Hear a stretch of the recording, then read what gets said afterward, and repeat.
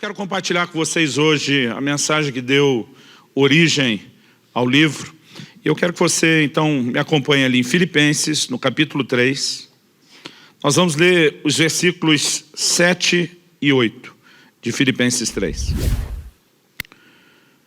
Depois que a gente lê, eu vou pedir para você manter o texto aí ou aberto ou marcado, porque depois eu quero voltar nos versículos anteriores. Paulo diz assim: mas o que para mim era lucro, isso considerei perda por causa de Cristo. Sim, deveras considero tudo como perda, por causa da sublimidade do conhecimento de Cristo Jesus, meu Senhor, por amor do qual perdi todas as coisas e as considero como refúgio para ganhar a Cristo. Nesse texto, o apóstolo Paulo faz uma declaração. A declaração, ela precisa ser devidamente entendida. Ele diz: o que para mim era lucro, mudou de classificação, perdeu a posição na lista, passou a ser considerado como perda. Ele diz: e a única razão para esse rebaixamento de categoria, do que antes era importante para algo não importante, do que era lucro para perda, né? A única razão desse rebaixamento na categoria foi por causa da sublimidade do conhecimento de Cristo Jesus, meu Senhor. Ele diz: por amor de quem? Então ele está falando de uma descoberta que gera paixão, que gera atração. Em outras palavras, ele está dizendo: a descoberta de Jesus o colocou numa posição onde passou a ver em mim tamanho amor, tamanha paixão, tamanha fascinação e admiração por ele. E ele passou a ocupar um lugar de tão grande importância, que o que antes era importante, comparado com esse nível de importância que ele passou a ter, já não é mais importante como era antes. Na verdade, ele está falando de um lugar que pertence ao Senhor nas nossas vidas, que é o primeiro lugar, é o lugar de senhorio, mas é um lugar também de devoção, de paixão, de amor e de entrega, onde, se o Senhor de fato assumir esse lugar na nossa vida, algumas coisas antes que tinham a sua importância, já não terão mais a mesma importância, em comparação com o quão importante ele se torna nas nossas vidas. Esse foi o texto que Deus usou há 10 anos atrás, para corrigir algo que tem sido uma chave, uma revolução na minha vida. Eu nasci e cresci num lar cristão, eu sou grato a Deus por isso, eu aprendi muita coisa sobre o relacionamento com Deus, né? Eu sou o que alguns chamariam do rato de igreja, aquele que sempre viveu nisso, e tem alguns comportamentos que nós temos, que normalmente a gente não para, às vezes, para pensar por que tem e por que age como age. Mas há momentos onde Deus precisa apertar melhor os parafusos e trazer alguns ajustes. Então, a história dessa mensagem, ela começa há 10 anos atrás. Na verdade, antes desse confronto de Deus, em fevereiro, eu tomei uma decisão em dezembro, de 2007, que eu contei aqui. Eu fiz um resumo disso quando falei sobre um Deus exigente. Eu lembro que eu terminei de almoçar, empurrei o prato de lado, olhei para Kelly, minha esposa, e falei: amor, nas próximas 3 semanas, nos próximos 21 dias, eu não vou comer absolutamente nada.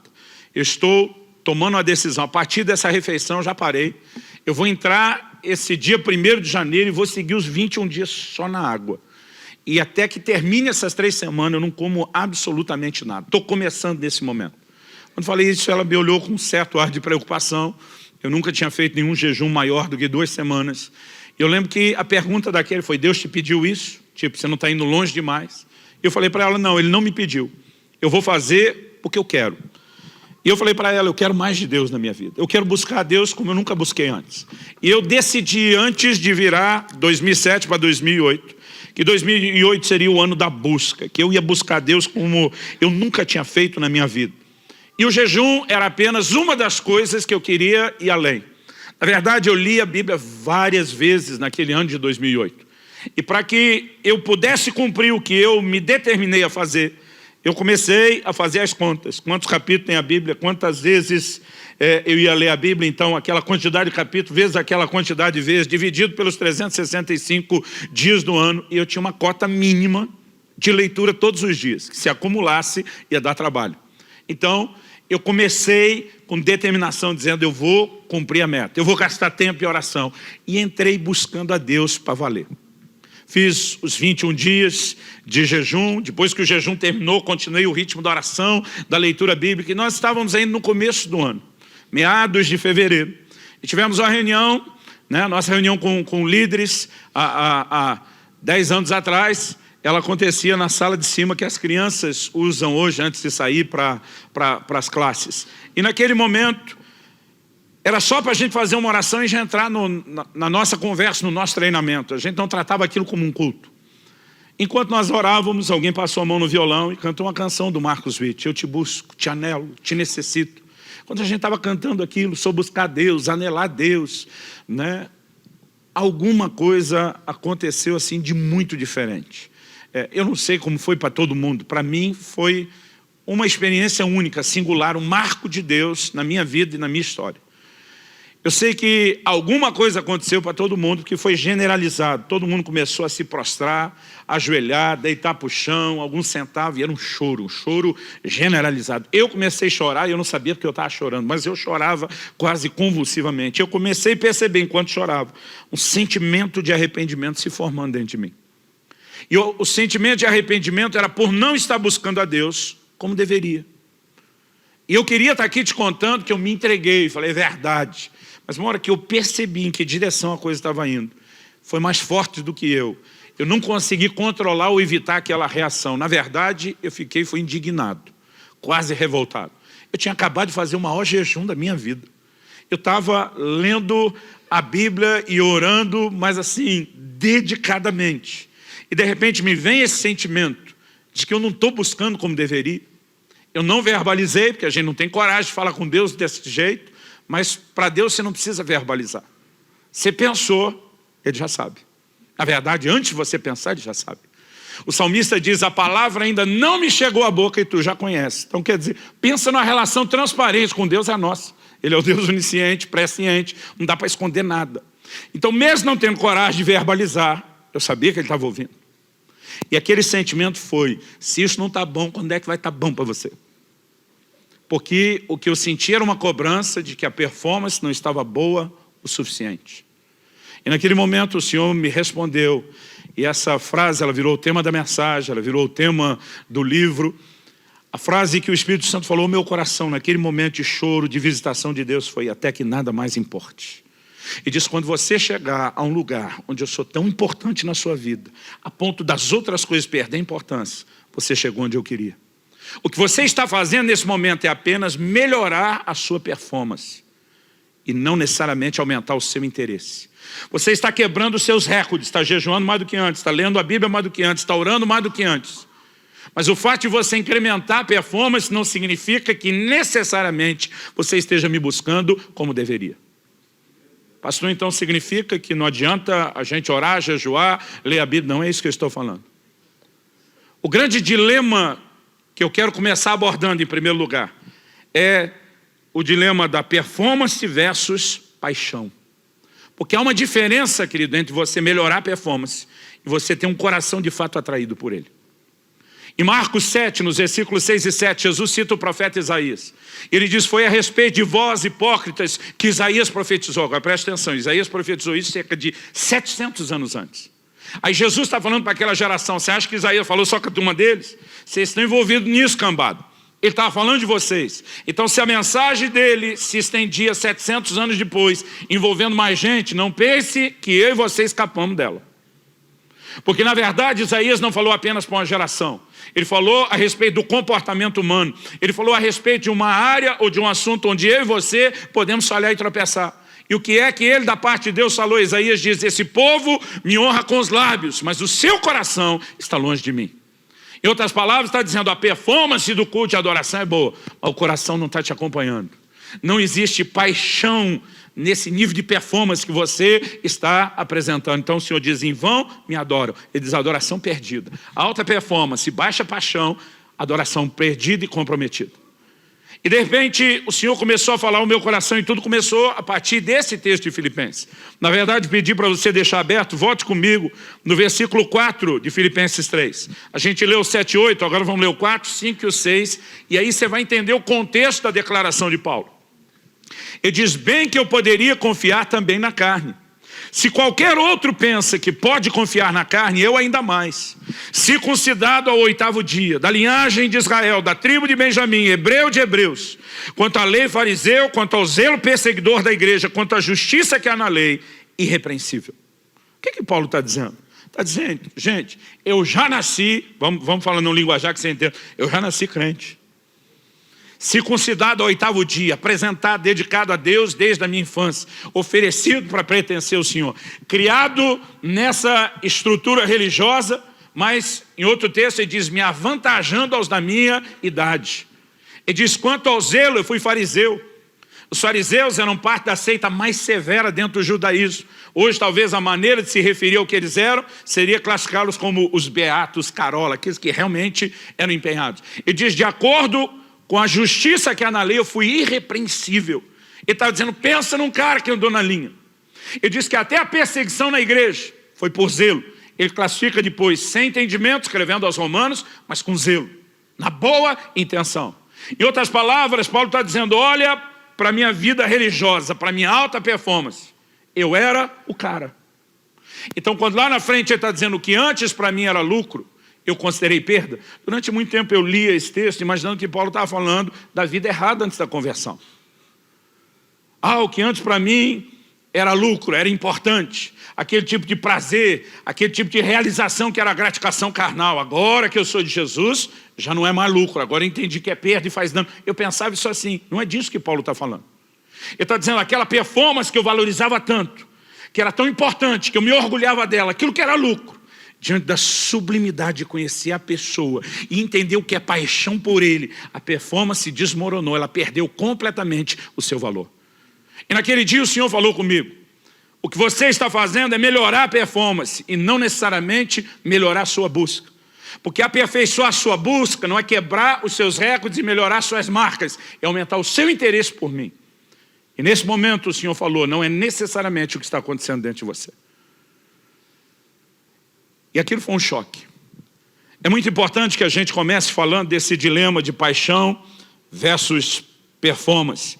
Na carta ao anjo da igreja de Éfeso, no Apocalipse 2, de 2 a 5. O Senhor Jesus começa elogiando uma igreja de alta performance. E diz, conheço as tuas obras, o teu labor e a tua perseverança. O que eu vejo aqui, nessas 3 declarações, obra, labor e perseverança, é uma progressão. Obras, mostra que eles eram ativos. Labor, fala de gente que trabalha até cansar, que realmente se doa. Mas perseverança é quando você só continua, não necessariamente apenas porque está motivado ou faz o que tem que fazer, mas norteado por um forte senso de propósito e compromisso. Alta performance. Era uma igreja que tinha resiliência. Isso tem que ser destacado. E de suportastes provas por causa do meu nome, não desfalecestes. A igreja tinha controle de qualidade. O que mostra não necessariamente que eles eram críticos ou exigentes, mas que eram sérios, comprometidos. E diz, puseste à prova os que dizem apóstolos e não são, e os achaste mentirosos. Então, pensa na igreja, que quando você olha a descrição, qualquer pastor disse, eu aceitaria cuidar dessa turma. Gente de alta performance. Mas o Senhor diz, mas tenho porém contra ti, que abandonaste o teu primeiro amor. Sabe o que ele está dizendo? Não adianta você apresentar um alto nível de performance e um baixo nível de paixão. Pastor, o senhor está dizendo que a performance não é importante? Não. Estou dizendo que a performance não substitui a paixão. Se ela for o efeito colateral da paixão, se ela for o desdobramento e a consequência da paixão, ótimo. Se ela for a substituição, péssimo. E quando nós entendemos essas verdades, isso precisa reorganizar a nossa vida e a nossa atitude. Naquele dia, chorando naquela sala, aqui ao lado, há 10 anos atrás, o Espírito Santo falou ao meu coração e disse, você lembra aquela história do supermercado? Eu falei, lembro. Na verdade, já não lembro todos os detalhes, mas a história eu me lembro muito bem. Um dia desse, sentei com a Kelly e falei, quem era o casal? Eu falei, eu acho que era fulano. Ela falou, não era fulano. Não pode ser por causa... A verdade é que alguns desses detalhes eu não tenho, mas a história para mim é nítida e clara. Eu acho que eu estava no meu primeiro ano como pastor. E eu fui chamado para mediar uma discussão. Eu fui chamado para mediar um problema que um casal teve. Na verdade, a gente brinca que o casal crente não briga, tem excesso de comunhão. Eles tiveram um exagero na comunhão. E aí fui chamado para mediar a conversa. Eu chego, pensa no marido indignado. Quando eu cheguei, já fui protestando. Pastor, essa mulher é louca. Então eu falei, calma. Jó chamou a mulher dele de louca e tinha razão. Vamos ver se você tem razão. O que aconteceu? Pastor, eu lembro que na época Eu lembro que era recém-casado, que me parecia muito tempo de casado. Ele estava com cerca de 20 anos. Não sei se era perto de completar ou recém-completado. Vou deixar aqui no cerca, mais ou menos. Eu lembro que falou, nós temos cerca de 20 anos de casado. Essa mulher sempre quis que eu fosse com ela no supermercado. Pastor, eu odeio supermercado. Eu falei, não é só você, o sindicato é grande. Mas e daí? Foi daí que eu resolvi agradar a mulher. Depois de 20 anos. Eu resolvi ir com ela no supermercado. E essa louca me chega e diz, eu não quero que você nunca mais vá comigo no supermercado. E ele estava revoltado. E a mulher serena, tranquila, esperando a vez dela e com um sinalzinho assim. Depois dele falou eu. Aí quando ele encerrou mais ou menos, falei, sua vez. Ela já começou assim, pastor, eu nunca quis que ele fosse comigo no supermercado. Irmão, nem deu para ela continuar, ele quase demoniou. É uma louca, estou falando, tem testemunho, eu vou chamar. Já queria trazer os filhos. Falei, para, é a vez dela agora. Eu falei, irmã do céu, eu estou com dificuldade de acreditar que ela só não queria que ele fosse no supermercado. Eu falei, eu sei que as mulheres não são todas iguais. Talvez você não seja daquelas que quer discutir a relação no supermercado. Mas você nem querer que ele fosse. Eu falei, me explica isso que agora até eu estou duvidando. Ela falou, pastor, então vou explicar. Eu não queria que ele fosse. O que eu queria é que ele quisesse ir. Eu fiquei que nem você, pensando, tentando entender a profundidade da declaração. Eu falei, me ajuda um pouco mais? Ela disse, pastor, para ele ir do jeito que foi, ficar olhando o relógio, reclamando, está demorando. Parece que ele estava se infligindo um castigo, uma autopunição. Ela disse, pastor, eu amo meu marido. Ele está bravo comigo, mas eu amo meu marido, eu quero melhor para ele. Para ele ir sofrer do jeito que ele sofreu, eu não quero que ele sofra mais. Então o que eu queria não é que ele fosse. O que eu queria é que ele quisesse ir. E se ele não quer ir, então que nunca mais vá. Eu tive que concordar com ela. Falei, velho, tu ganhou o alvará, a libertação que você queria, está resolvido, vamos acelerar isso. Eu achava a história divertida, mas 10 anos atrás ali o Espírito Santo falou comigo. E ele falou comigo, você lembra daquele episódio? Eu falei, lembro. Ele disse, pois bem, há um paralelo que eu quero que você entenda. Ele diz, o que eu queria não é que você me buscasse. O que eu queria é que você quisesse me buscar. Sabe, eu já vou te mostrar esse meu segundo ponto, depois de falar da performance versus paixão, que o propósito pelo qual eu e você existimos é buscar Deus. Mas Deus não quer apenas que a gente busque. Ele quer que a gente queira buscá-lo. E o que ele falou naquele dia, ao mesmo tempo que a sua intenção de ler mais a Bíblia é boa, irmão, eu tinha que ler várias vezes, mas eu não estava de folga. O dia continuava corrido. Então eu chegava em casa, depois que o dia acabava, aí eu começava as minhas horas de leitura bíblica. Eu sou um cara que eu troco a noite pelo dia fácil, eu sou notívago. Mas isso é bom quando você pode trocar pelo dia e dormir de dia. O problema é que eu estava num ritmo de vida comum, era o ano inteiro. Então não tinha como ficar madrugada, acordado e dormir até tarde depois.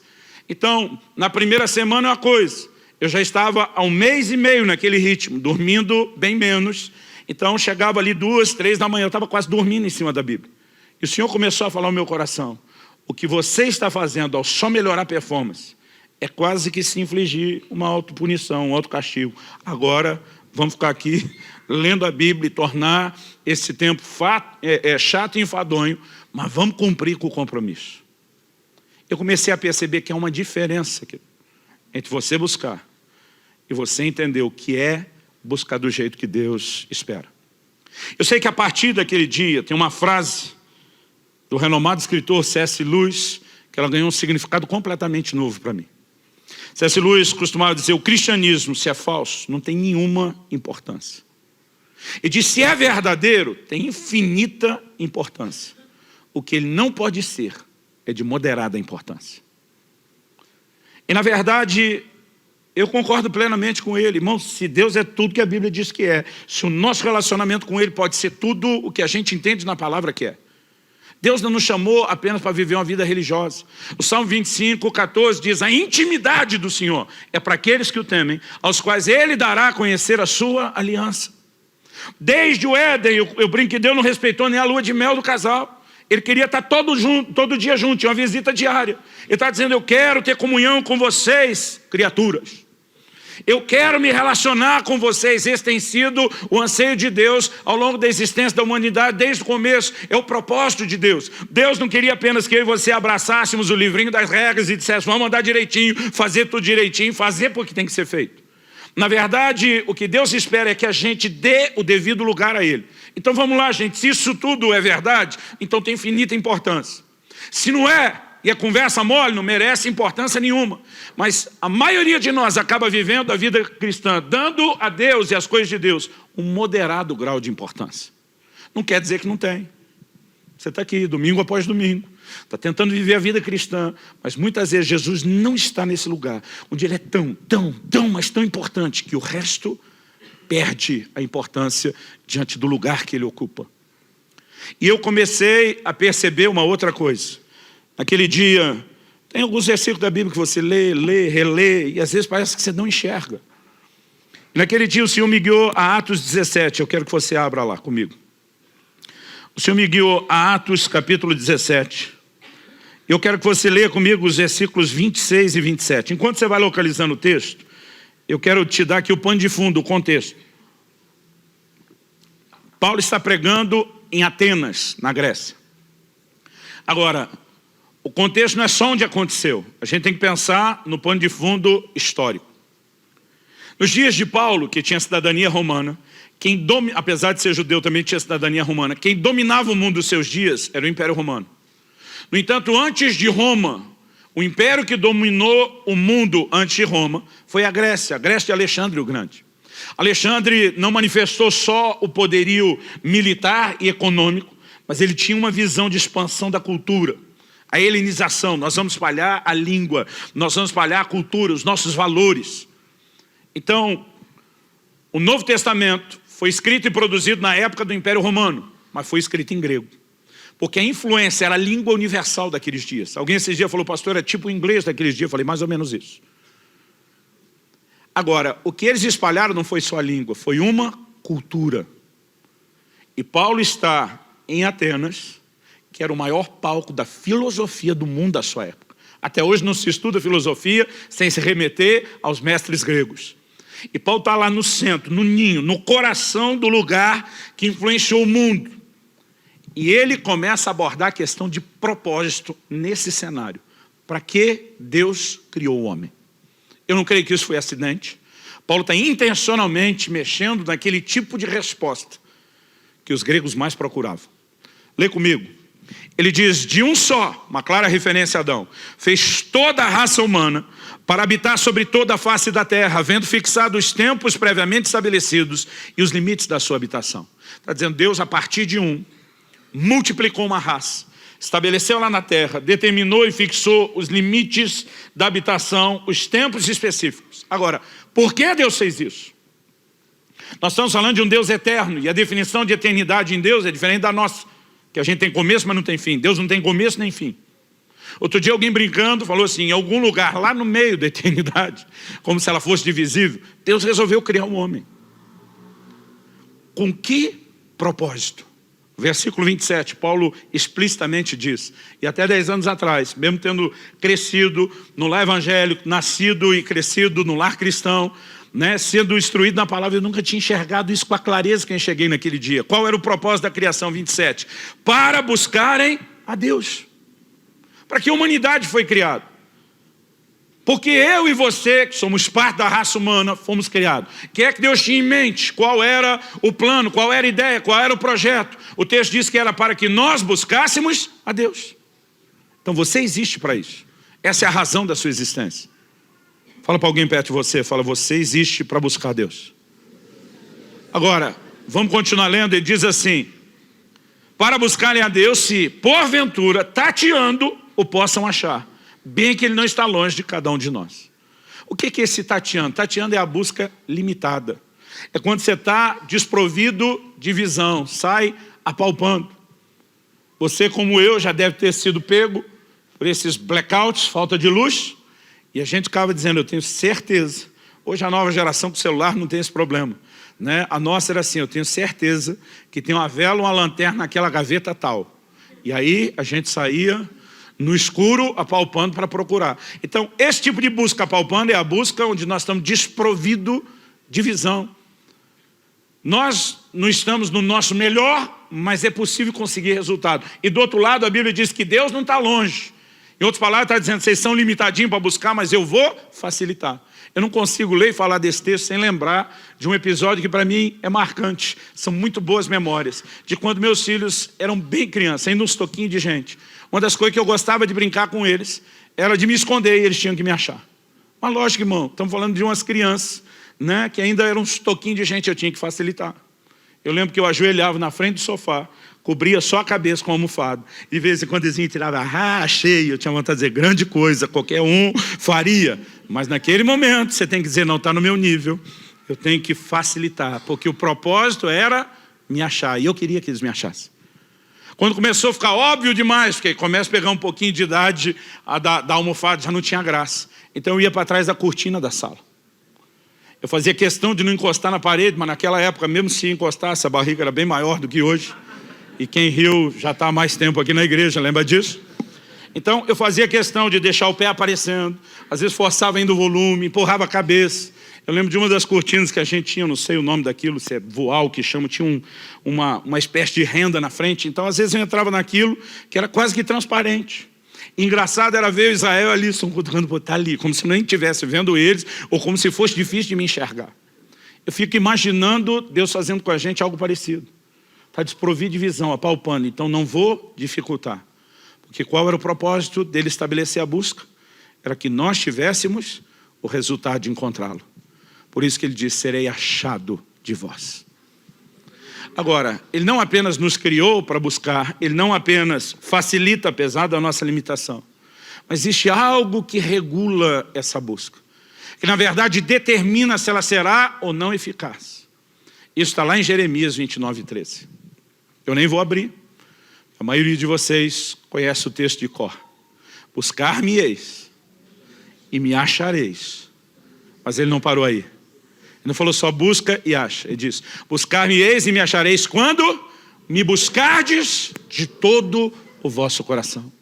Naquele dia o Senhor começou a falar comigo, a busca que produz resultado não é a busca de alta performance, é a busca onde você põe o seu coração nela, onde existe de fato interesse. E foi exatamente nesse momento que a frase, o que eu queria não é que você me buscasse, é que você quisesse me buscar, ela fez todo sentido. E sabe, irmãos, eu tenho percebido isso. Eu já estou há muito tempo no pastorado, lidando com gente há muito tempo. Sabe o que é impressionante? O que determina o resultado que nós vamos ter em Deus não tem nada a ver com o ambiente. Um dia desse alguém falou para mim, pastor, é muito difícil. O lugar que eu estou e moro não tem uma boa igreja. Eu falei, deixa eu te dizer uma coisa. O Salmo 84 fala de alguém que cultiva um relacionamento com Deus e que passando pelo vale árido faz dele um lugar de fontes. Você não tem que estar num lugar de fonte. Você carrega fonte. Se você tiver o relacionamento correto, não tem nada a ver com o lugar onde você está. Sabe, eu percebo às vezes no mesmo culto. Teoricamente, o mesmo culto deveria produzir o mesmo impacto para todo mundo, mas não é assim. Eu lembro de uma reunião específica. Terminou, veio um irmão. Ele estava todo emocionado, pastor. Que isso? Que isso, velho? Deus não é gente. Isso é coisa que os nordestinos entendem demais. Ela fala, Deus não é gente. Que coisa louca foi essa? Que glória, que visitação. O cara todo tocado. Para ele tinha sido culto a vida dele. Logo depois eu falei com o outro. Ô pastor, o negócio estava troncadinho hoje, né? Louvorzinho meia boca, uma palavra comprida. Outro dia um irmão falou para mim, pastor, seu sermão é como uma espada. Eu falei, entrou firme, ele falou, não, comprido e chato.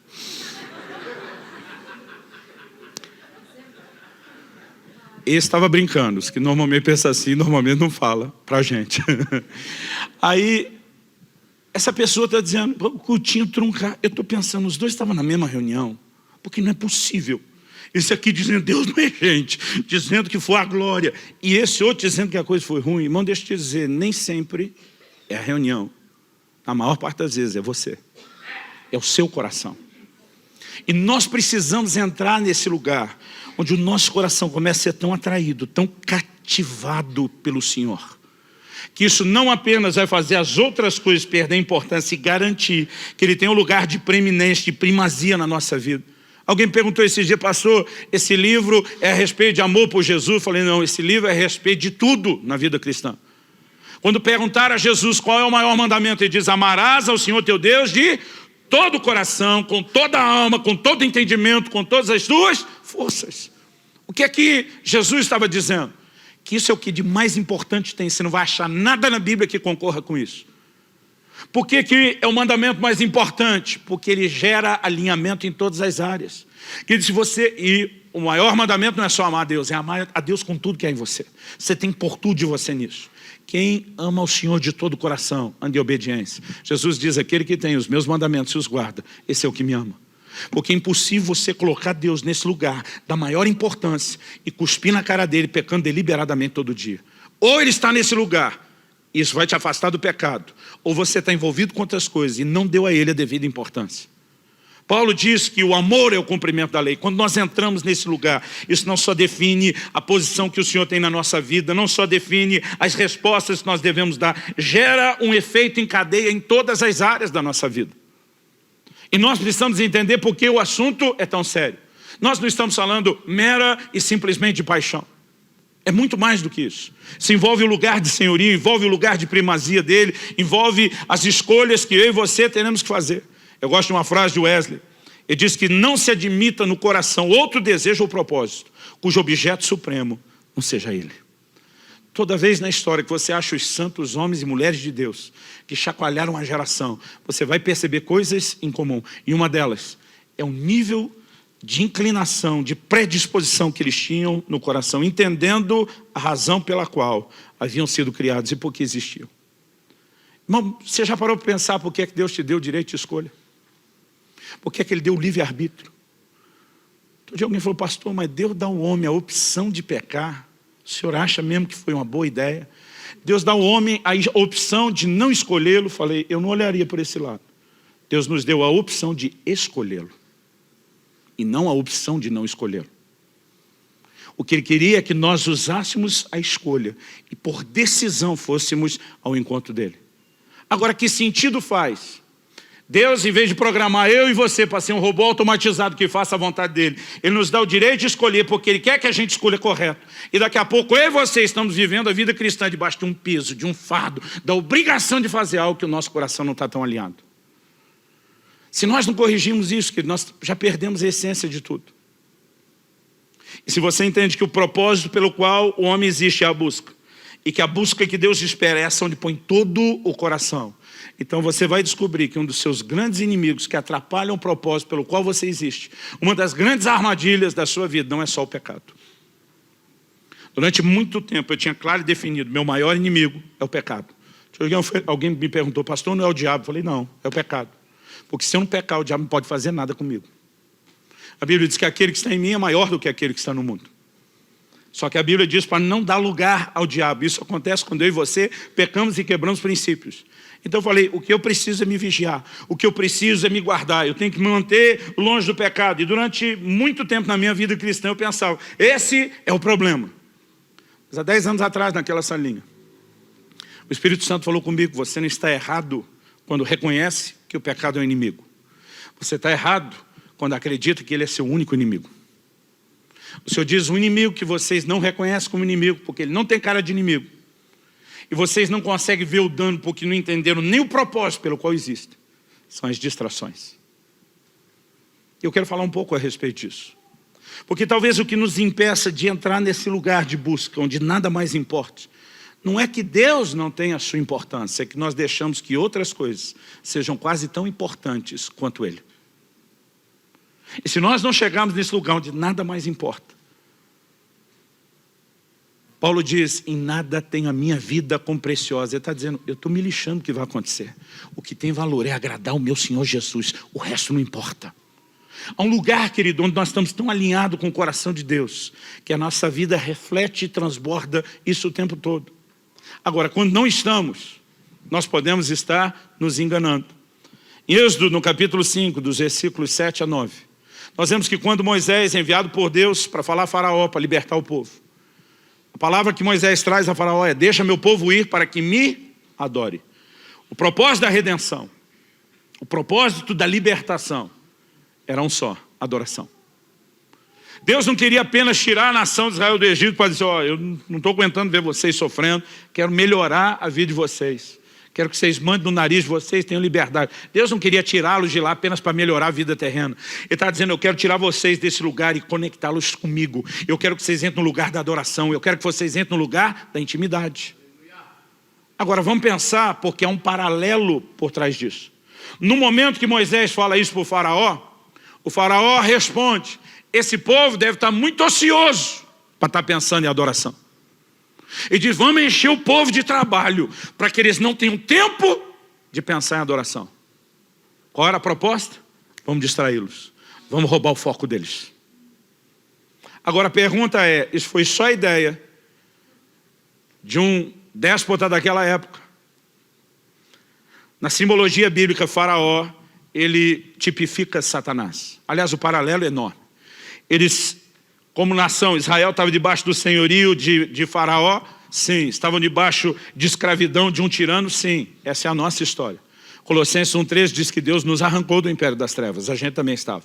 Quando foi que eles saíram? Na noite em que o cordeiro de Páscoa foi imolado.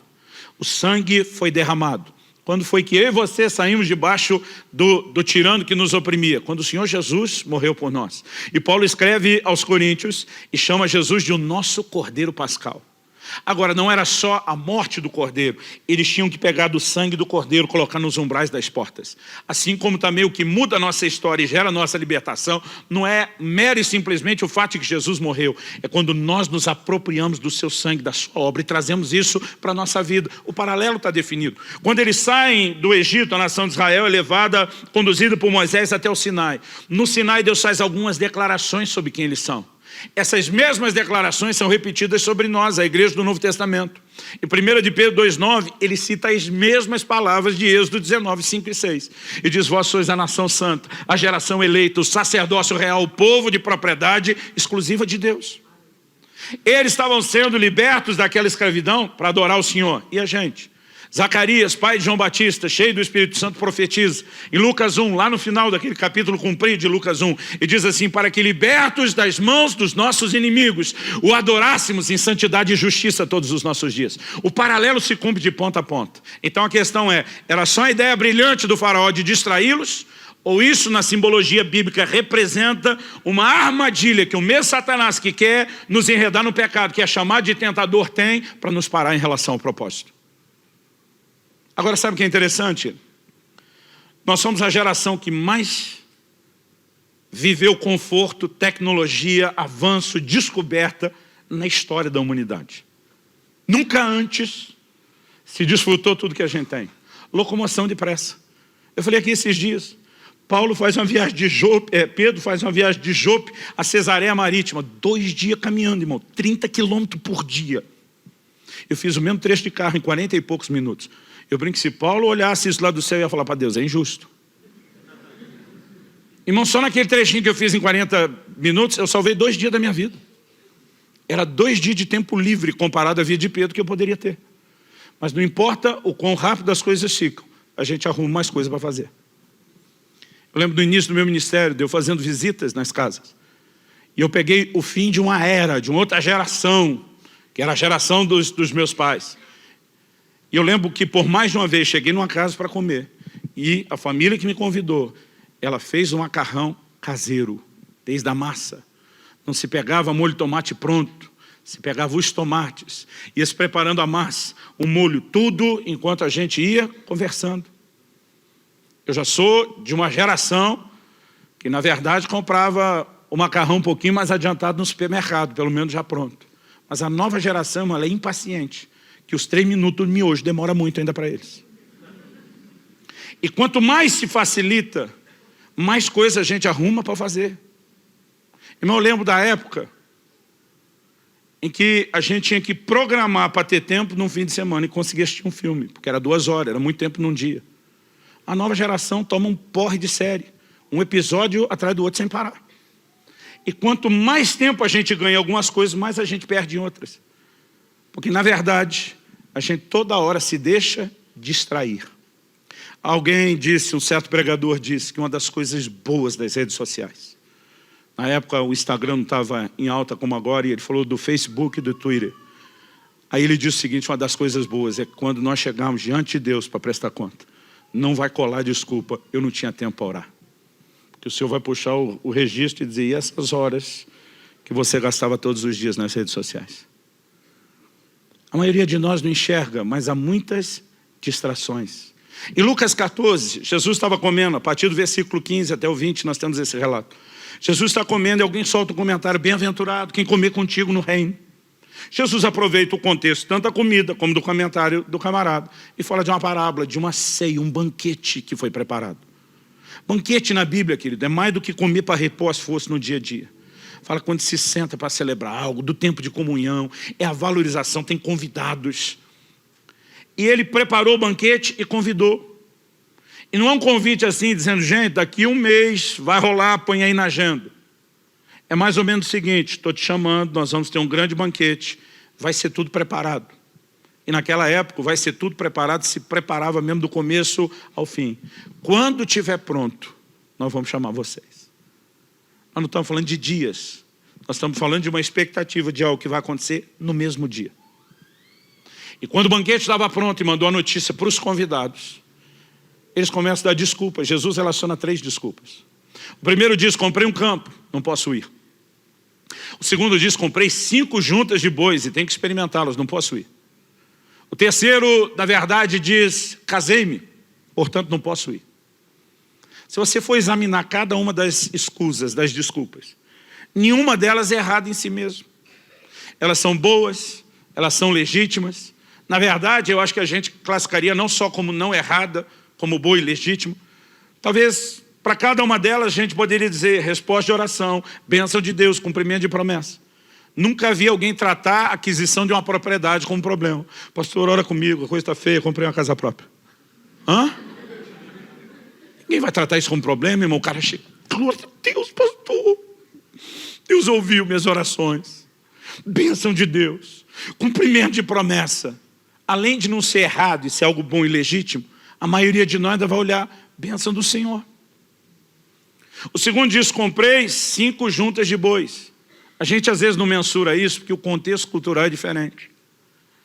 Naquela época, a subsistência dependia de cada um arar a própria terra onde morava. Eles não tinham comida pronta sendo vendida o tempo todo, como a gente faz hoje. A maioria tinha que, no seu quintal, plantar alguma coisa, colher aquilo, preparar a sua própria comida. Esse era o contexto. Hoje em dia, quando a gente fala de agricultores, nós estamos falando de um pequeno percentual da população, que tem grandes campos de plantio para abastecer todo mundo que não planta. E a gente é feliz que eles continuam plantando para ter comida para a gente. A maioria de nós não produz isso. A gente trabalha para ter o dinheiro para comprar de quem produz. Então nós perdemos a noção. Agora, o camarada na época ter 5 juntas de bois, 10 bois a mais, para ajudar a colher, significava o quê? Um aumento na produtividade. Aumento na produtividade significava também aumento nos ganhos. Você consegue imaginar alguém chegando e dizer, cara, ora por mim, coisa terrível, meus ganhos esse mês triplicaram. O cara aumentou a produtividade, está tendo retorno com isso?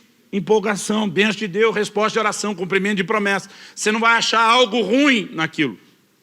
A terceira desculpa, então, nem se fala. Essa não dá para criticar, porque é a ideia de Deus. O cara diz, casei-me. Criação de Deus. Não dá para olhar e dizer, cara, você errou ao escolher casar. Alguns erram com quem escolhe. Mas não é a escolha de entrar no casamento em si que seja errado. Agora, o problema não é se as coisas são certas ou erradas. O problema é que coisas boas, legítimas, certas, elas podem ocupar um lugar errado. Então, comprar uma propriedade não é ruim, mas se isso se torna desculpa para você deixar de viver a essência pela qual você existe e recusar atender o chamado de Deus, então essa coisa que não é ruim ocupou um lugar errado. Aumentar a produtividade não é ruim, mas quando isso começa a te distrair do verdadeiro motivo e propósito pelo qual você existe, então ocupou um lugar errado. Até o casamento, Paulo escreve aos Coríntios e fala de um solteiro que pode se dedicar desimpedidamente ao Senhor, enquanto o marido e a mulher não tem que agradar o outro. Ele não está revogando, dizendo, ó, Deus mudou de ideia, esse negócio do casamento não funcionou, deixa quieto, não é isso que ele está dizendo. Mas ele está dizendo, até aquilo que Deus deu, se você usar de forma errada, vai te atrapalhar no propósito para o qual Ele te criou. Então a questão não é se as coisas são certas, é o lugar que elas estão ocupando na nossa vida. É o valor que nós estamos dando a elas em comparação ao valor que deveríamos dar ao Senhor. E, gente, distração é algo que anda de forma sorrateira. A maior parte do tempo a gente não percebe. Nesse fevereiro de 2008, 10 anos atrás, naquela salinha, enquanto o Senhor me corrigia e falava essas coisas comigo, Ele me chamou a atenção de algo. Ele me disse: no ano passado, você me trocou por aquele filme. Quando ele falou isso, irmão, doeu. Eu falei: golpe baixo esse. Já me arrependi, o Senhor já me perdoou, o Senhor não deveria tocar no assunto. Ainda preguei para Deus. Já pregou para Deus? Eu já dei sermão em Deus às vezes. Falei: a tua palavra diz que dos nossos pecados o Senhor não se lembra. Lá no livro de Miqueias, o Senhor diz que lança eles na profundeza do mar. Se juntar os dois textos, deve ter algum mar do esquecimento. Falei: eu me arrependi, o Senhor não devia estar me cobrando disso. Agora, para você entender, deixa eu contar a história. Então, a gente está indo e vindo de 10 anos atrás, agora vamos para 11 anos atrás. Fevereiro de 2007. Começamos o ano com um evento de avivamento, tipo o sobrenatural do carnaval. O evento era quinta, sexta e sábado. Na quinta preguei eu, sexta e sábado convidei um outro amigo que veio e nos abençoou muito. Na sexta Deus já usou ele assim de uma forma singular. E nós tivemos uma noite muito especial, tremenda. No final eu estava tão empolgado, falei: velho, você abençoou tanto meu povo. Foi hoje o que desejar a sua alma. Pode escolher o restaurante que você quiser. Não importa o que, não importa o preço. Eu vou te dar a melhor janta. Ele falou: quer mesmo me agradar, gordinho? Do que eu lembro a conversa do jeito que aconteceu na época. Falei: quero. Ele falou: esquece a comida. Nós comemos algo rápido, simples e barato. Mas quer me agradar? Eu estou doido para assistir um filme. Falei: cara, eu estou vários dias na estrada, correndo, um batidão, não paro, não tem tempo para relaxar. Mas ele falou: você sabe o que é viajar. Eu não quero assistir o filme sozinho. Eu queria companhia. Você não viu um filme? Falei: vejo.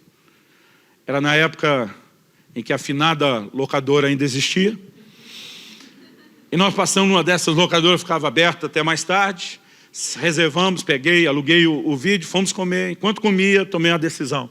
Marciano estava com a gente, falei: cara, nós vamos assistir o filme na sua casa. Sua televisão é melhor, você tem um surround melhor. Nós vamos baixar, o time está grande, nós vamos baixar todo mundo para lá. E descemos lá para o sítio cercado. Quando nós chegamos, estava todo mundo se acomodando na sala.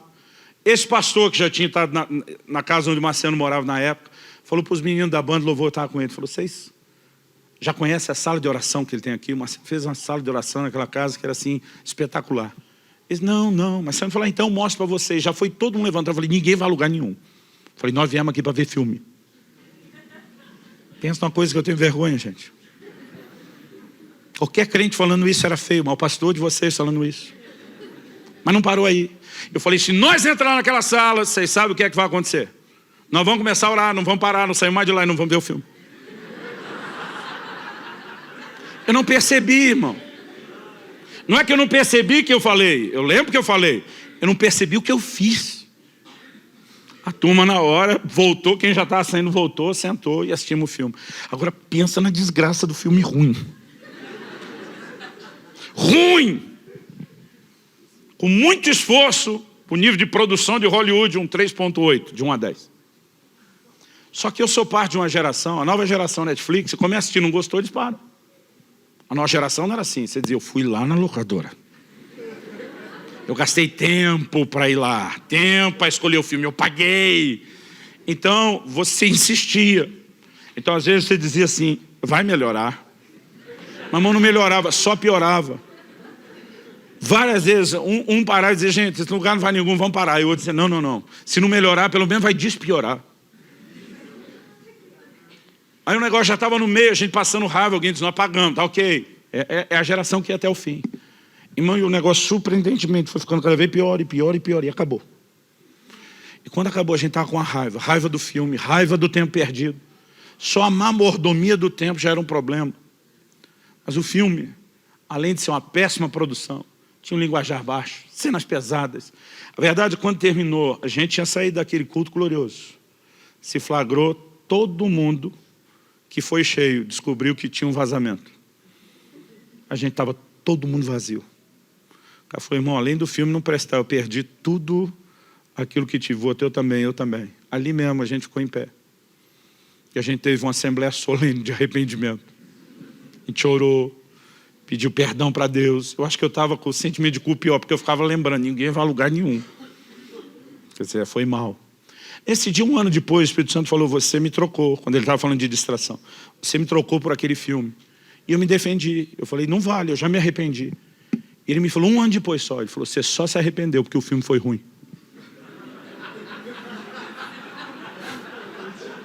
Disse, se fosse bom, você nem tinha percebido. E diz, na verdade, não foi a única vez que você me trocou. A questão é que nas outras você nem percebeu que fez a troca. Irmão, não estou falando contra entretenimento. Não estou dizendo que você não possa ver filme ou seriado. Embora acredito que a nova geração teve muita dificuldade de entender declarações de homens de Deus como Leonardo Ravenhill. E dizia que o entretenimento é o substituto diabólico da verdadeira alegria. Muitas vezes eu e você estamos tentando preencher alguma coisa que não será preenchida no entretenimento. E repito, não estou falando contra ele. Mas nós somos parte de uma geração, que é a geração do entretenimento, que não desliga. O nosso problema, querido, não é que as igrejas não estão cheias. Na verdade, as igrejas no Brasil nunca antes estiveram tão cheias. E como um amigo meu disse que o Senhor falou com ele, nunca antes as igrejas estiveram tão cheias de tanta gente vazia. Algo precisa mudar e eu e você precisamos acordar. Eu não vim aqui te apontar o dedo, eu não vim jogar pedra em você. O que mais me constrangeu naquele dia é eu reagindo diante de Deus há 10 anos atrás, dizendo, se não está bom, quando é que vai estar bom para você? E o Espírito Santo falando comigo, eu não quero colocar pressão sobre você. Eu quero que você entenda o quanto eu te amo, o quanto eu quero a comunhão com você. Se você der mais de você a mim, significa que você também terá mais de mim. Se Deus permitir, o mês que vem eu quero falar dessa reciprocidade aqui. E a forma tão amorosa como Deus falou me constrangeu. Como diz alguém, me quebrou as pernas. Aquele dia eu tive um vislumbre, uma pequena revelação do amor e do interesse de Deus no nosso relacionamento. E de vez em quando eu lembro do que aconteceu naquela sala, isso ainda mexe comigo 10 anos depois. Eu não vim aqui tentar te oprimir da mesma forma como eu senti aquele dia que não era isso que o Senhor queria. Eu quero te ajudar a entender uma coisa e nós vamos terminar com o último texto na Bíblia. Vamos comigo para Lucas capítulo 10. Versículos 38 ao 42.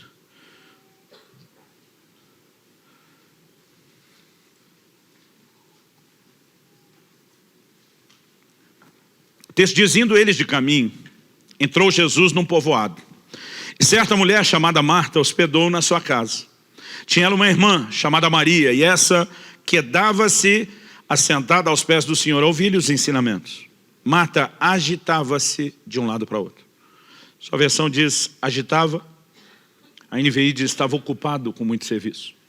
Essa palavra traduzida na versão atualizada de Almeida como agitava, ou na NVI como muito ocupado. Em muitas versões, principalmente as versões no inglês, ela aparece como distraía-se, ou estava distraído. A palavra usada no original grego é a palavra perispal. Ela significa separar, afastar, distrair, sentido primário. O sentido secundário ou de metáfora é entrar no estado de estresse mental, estar distraído. Ao mesmo tempo que fala de estar super ocupado, bastante atarefado, a ênfase também está na distração. Fala não só de alguém que está ocupado com algo, mas está ocupado com algo a ponto de não poder se ocupar com a outra coisa. Então o texto diz, Marta distraía-se de um lado para o outro, ocupada em muito serviço. Então se aproximou de Jesus e disse, Senhor, não te importas que minha irmã tenha deixado que eu fique a servir sozinha? Ordena-lhe, pois, que venha ajudar-me. Qual a indignação de Marta? E a gente costuma jogar pedra em Marta, mas irmão, eu entendo Marta. Se você receber Jesus, Jesus encarnado, carne e osso, na sua casa, você oferecer qualquer coisa para ele? Eu fico imaginando a preocupação de receber bem o Senhor. Quando Kelly e eu éramos ainda recém-casados, o desafio dela era enorme. Ela estava terminando a faculdade, ela estudava de manhã, trabalhava à tarde para me ajudar a manter a casa e me acompanhava nas coisas do ministério à noite. Eu falei, amor, não é justo você desdobrar dessa forma. Para me ajudar, eu tenho que te ajudar também. Então, assumi com ela o desafio de ajudá-la em tarefas de casa. Só fiz um acordo pré-nupcial, nunca vou passar roupa. E quebrei o pacto, irmão. Devo ter passado 10 ou 12 camisas em 20 anos. Situações de emergência. Mas eu quero te ajudar. Eu lembro de um dia que eu cheguei um pouco mais cedo do escritório da igreja. E pensei, vou adiantar as coisas do almoço. Eu estava pensando, ela ligou em casa. A gente não tinha celular. Ela liga da faculdade, com telefone público, chama no telefone de casa. E ela diz, olha, eu esqueci de tirar uma coisa que está no freezer. Se você puder fazer isso, ela diz, ainda bem que você está aí, se puder fazer isso, vai adiantando para quando eu chegar, conseguir, porque era pouco tempo para fazer o almoço. Eu falei, moça, está por fora, não vou tirar nada do freezer. Hoje quem faz o almoço sou eu. Ela, uau! E o que temos para o cardápio? Irmão, já tinha separado um miojo, uma lata de sardinha, que ia dar uma melhorada no negócio. Mas eu acho que eu me empolguei. E eu falei para ela, massa com peixe. Ela no telefone, uau! Eu pensei, ela sabe o marido que tem. Não estamos falando do Masterchef. Mas desligou o telefone. Depois comecei a pensar, falei, a expectativa vai subir. E vai colidir com a realidade. Mas não tinha mais como ligar de volta. Aí eu estou preparando a massa com peixe, só imaginando o que é que está passando na cabeça dela. O que é que ela vem esperando, o que é que ela vai encontrar. E eu falei, meu Deus, como é que eu saio dessa agora? E aí, para tentar aplacar o impacto da chegada, peguei lembro até hoje, umas fatiazinhas de mussarela, cobri o macarrão que eu tinha feito, dei uma aquecidinha para dar aquela amolecida. Peguei um ketchup, desenhei um coraçãozinho bem bonito. Aí quando ela entrou, ela olhou, ah, que lindo, mas dá para ver a decepção, João. Por que eu estou contando isso? Irmão, se Jesus fosse comer na minha casa, nunca que eu ia dar massa com peixe para ele. Acho que nem colocando a mussarela com o ketchup em cima, enfeitando, eu teria coragem. Eu entendo, Marta. Agora, conhecendo um pouco da dinâmica de funcionamento das famílias, conhecendo um pouco da psicologia do funcionamento familiar, eu imagino que antes de Marta chegar desabafando com Jesus, o Senhor não se importa que eu estou trabalhando sozinho, manda minha irmã me ajudar. Irmão, quando a coisa chega nesse ponto, de dizer, diz para ela ajudar, e ela está na frente de Maria, quando chega ao ponto de falar com alguém da família, como se ela não estivesse presente, a coisa está feia. Eu lembro de uma visita que eu fiz, a família da igreja me convidou para almoçar, estamos lá. Terminou o almoço, nós estamos saindo, o dono da casa está me acompanhando até o portão, falei para ele no caminho do portão, falei, essa semana eu quero um gabinete com você, nós vamos ter a conversa. Ele falou, tudo bem, a respeito do quê? Eu falei, a respeito do estado do seu casamento. Deus mostrou para você. Eu falei, não, irmão, você mostrou, você não conseguiu esconder. Ô pastor, a gente lutou tanto para esconder, o que eu fiz de errado? Eu falei, irmão, você fala com a sua mulher, mandando recado pelo seu filho na nossa frente. Menino, diz para sua mãe, o pior é que a mulher ainda respondia, menino, diz para o seu pai. Eu falei, vocês estão na frente um do outro, conversa essa que diz para sua mãe, diz para o seu pai. Ele falou, eu nem percebi. Eu falei, eu percebi. E aí Marta chega e diz para Jesus, diz para minha irmã, a irmã está ali na frente de Jesus. Imagina, para chegar nesse ponto, ela deve ter antes, a Bíblia não diz isso, aqui é a minha imaginação santificada pelo Espírito Santo. Eu imagino ela passando às vezes atrás de Jesus, dando sinal para Maria, vem me ajudar, vem me ajudar. Imagina a Maria, sei de nada. Daqui não sai, daqui ninguém me tira. E aí lá vai a Marta indignada, porque ela pensa, o Senhor não se importa. Tipo, minha irmã, eu sei muito bem que é essa criatura, mas o Senhor, sua retidão, sua coerência, sua sensatez tem que entrar em funcionamento. Manda ela me ajudar, eu estou trabalhando sozinho. E uma motivação de Marta era ruim? Não. Por que ela estava trabalhando? Para agradar Jesus, para oferecer o melhor para ele. Agora olha a resposta de Jesus. Primeiro, Marta não sabia disso, mas por 7 vezes na Bíblia, Deus chama alguém pelo nome 2 vezes seguido. Só dele falar assim, Marta, Marta, se ela já soubesse disso, já ia gelar a espinha. Porque nas 7 vezes que ele chama alguém 2 vezes pelo nome, tem uma crise. Ouvi há muitos anos atrás isso do pastor Francisco, a mensagem As 7 crises do obreiro. Aí ele diz, Marta, dá uma olhadinha comigo, versículo 42. Não, 41. Respondeu-lhe o Senhor, Marta, Marta, andas inquieta e te preocupas com muitas coisas. Entretanto, pouco é necessário, ou mesmo uma só coisa. Jesus está dizendo no final das contas, ou como diria a geração dos meus pais, no frigir dos ovos. No final das contas, ele está dizendo, tem pouca coisa necessária, mas uma que realmente conta. Mas o Criador está dando essa dica. Só falta dizer, hashtag fica a dica, galera. Diz, tem uma coisa que realmente importa. Aí ele diz, Maria escolheu a boa parte. O que é que Jesus está dizendo? O que realmente importa foi o que sua irmã escolheu. Aí Jesus vira para Marta e diz, e esta não lhe será tirada. Sabe o que está dizendo? É ruim que eu vou deixar você arrancar sua irmã daqui. Mas não é para me agradar, se você quer me agradar, me dê o que eu mais espero de vocês. Me dê comunhão, me dê relacionamento. Sente para ter tempo comigo. Irmão, não estou falando de viver uma vagabundagem espiritual onde você só fica sentado lá. Esse episódio vem logo depois da parábola do bom samaritano. A gente tem que ajudar as pessoas. Então não é nem só trabalhar fazendo pelos outros e nem só ficar com ele. Existe uma combinação equilibrada. Ele está dizendo uma só coisa realmente importa. Irmão, se isso é o que realmente importa, por que não é tão importante na minha e na sua vida?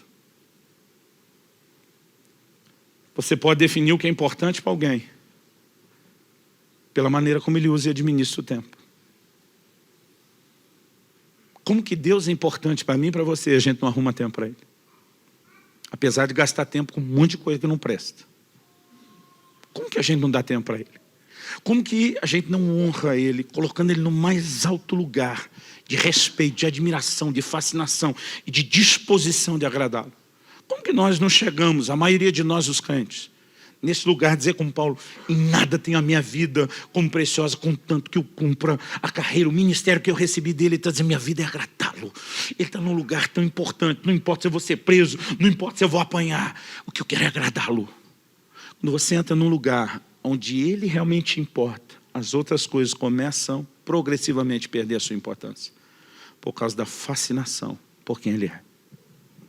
Até que nada mais importe é chegar a um lugar onde você não apenas melhorou a performance, onde você não apenas descobriu o propósito da sua existência, mas onde você aprendeu a lidar com o inimigo chamado distração. Porque isso vai tentar nos enredar o tempo todo. Eu quero que você fique em pé para parecer que está acabando. Continua na próxima semana, se Deus permitir. Talvez eu não use o termo ou a palavra distração. Talvez dê uma outra roupagem, use uma outra terminologia, mas nós vamos explorar um pouquinho mais o como essas coisas nos atrapalham. Hoje eu só quero definir que existe necessidade de conserto, existe necessidade de ajuda, de ajuste, e eu quero terminar te chamando a rever. Com rever eu quero dizer um autoexame. Eu quero que você repense pelo menos 3 coisas. E a gente arremata com isso. Primeiro, qual a motivação da sua busca? Quando Paulo diz o que para mim era lucro, virou perda, ele não está dizendo, eu arrependi de nascer, vamos mudar e interpretar o que ele falou, né? De nascer num lar cristão. Ele não está dizendo, eu acho ruim que eu fui circuncidado ao 8º dia. Ele está dizendo, o tanto que eu valorizava essa performance toda, eu já não valorizo mais. Não era coisa em si, era a valorização da performance. A minha pergunta a você, qual é a motivação da busca? Eu me lembro de um dia que o Senhor me confrontou. Eu entrei no quarto da casa dos meus pais, o quarto que eu usava quando era solteiro, e gastava horas em oração todo dia. E me bateu uma saudade do tempo com Deus naquele lugar, eu estava emocionado. E o Senhor falou comigo, por que é que você já não gasta esse tempo que você gastava antes? Eu falei, Padre, eu casei, tive filho, o ministério cresceu. O Senhor me disse, essa é a desculpa que você usa, não é o verdadeiro motivo. E diz, o que te fez entrar nesse quarto não era mero e simplesmente os encontros que você tinha comigo. Foi porque te convenceram que esse era o preço necessário para chegar ao lugar de realização ministerial que você queria. Você queria o sobrenatural, você queria os dons, você queria as manifestações, você se enterrou aí horas todos os dias. Mas quando você alcançou aquilo que você realmente estava buscando, o quarto já não era mais tão necessário ou tão atraente. Porque você não estava apenas me buscando, você estava buscando aquilo que eu queria fazer, ou que você queria que eu fizesse. Muitas vezes a minha e a sua motivação até na busca já está descompensada. Talvez não é a performance pela performance, mas às vezes não é o meu resultado, é o resultado de Deus. E a gente tem que pensar isso. Porque até que nada mais importa é ser atraído pura e simplesmente por Ele. A segunda coisa que eu quero que você repense, qual qual o nível de importância que, de fato, você dá a Deus na sua vida. Quando eu digo de fato, porque é fácil a gente, na teoria, falar: Deus é o que eu tenho de mais importante. Como é que você não arruma tempo para Ele? Por que você não obedece a Ele? Por que a sua relação com Ele não é melhor se Ele é o mais importante? Então, de fato, qual o lugar que hoje Ele ocupa? A gente tem que repensar nisso. Terceira e última coisa. O quanto você tem se deixado enredar pelas distrações. Repito, não estou dizendo que você não tenha direito de entretenimento. Mas a questão é, no dia a dia, o que nos enreda a ponto de aquele que é mais importante ser só quase tão importante quanto as outras coisas e não ter tanta distinção. Não é o tipo de coisa que eu espero que termine aqui agora. Nós vamos orar. Eu creio que Deus quer fazer algo no meu e no seu coração. Mas eu espero que não termine aqui agora. Eu espero que você não apenas adquira o livro. Eu espero que você estude, leia, medite, rumine, avalie. Questione na sua vida como estão essas coisas. Eu gostaria que o nosso tempo de oração agora fosse, antes de mais nada, você não apenas se examinando, mas se permitindo também ter o exame do alto. Além do autoexame, tem o exame do alto. No Salmo 139, 23, 24, o salmista diz: sonda-me, ó Deus, e conhece o meu coração. Tem coisas que a gente não enxerga até que Deus mostre. Mas para que Deus mostre, a gente tem que se expor. A gente tem que se fazer vulnerável a Ele e a ação dEle. Então coloca a sua vida diante de Deus. Eu quero que você ore por alguns instantes. Talvez você precise se arrepender de determinadas distrações. Talvez você precise se arrepender porque ele ainda não é tão importante quanto deveria ser na sua vida. Mas o mais importante é que você entenda que não está colocando sobre você um peso de culpa ou condenação. Antes de você fazer essa oração, eu quero citar uma frase que eu li em algum lugar e que me chamou muito a atenção, me fez repensar. William Inge, não sei se é Inge ou Indy que pronuncia o nome dele, disse: gastarmos 16 horas por dia em contato com as coisas dessa vida e apenas 5 minutos por dia em contato com Deus, será de admirar que as coisas dessa vida sejam para nós 200 vezes mais reais do que Deus? Eu acho que a mudança começa não só em olhar para dentro do coração, mas em reprogramar a maneira como eu e você vivemos. Deus não é uma pessoa para você ter apenas um breve e rápido encontro num culto de domingo ou numa reunião de célula. É alguém com quem você se envolve todos os dias. E à medida que você se aprofunda, não apenas na performance, mas na entrega de coração, você vai descobrir que não é só Deus que conseguiu mais de você. Você vai descobrir que você começa a desfrutar muito mais de Deus. Pai, a Tua palavra foi anunciada. E nós realmente precisamos de uma obra sobrenatural do Teu Espírito vivificando, aplicando a Tua palavra no íntimo de cada um de nós. E nós oramos que isso não termine aqui agora, junto com a reunião. Nós oramos que aquilo que o Senhor começou, a boa obra que o Senhor começou, seja aperfeiçoada, que ela continue. Que o Senhor encontre em nós espaço e resposta, para que haja alinhamento, para que haja ajuste, para que haja conserto. Mas o mais importante, Senhor, que não haja apenas uma tentativa e um mero esforço de Te colocar nesse lugar.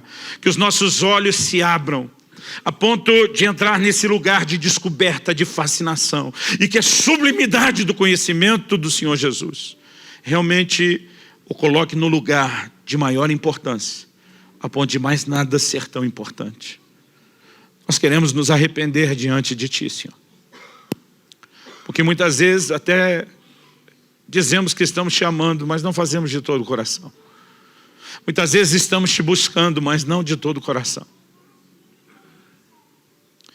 Muitas vezes Te honramos com os lábios, mas o coração ainda está longe. E nós não queremos apenas ser uma igreja de alta performance e baixa paixão. Nós não queremos apenas ser religiosos que não conectam de verdade contigo. Senhor, nós agradecemos o Teu amor, esse amor insistente, persistente, que faz com que o Senhor continue lutando para que esse relacionamento seja tudo que o Senhor sonhou.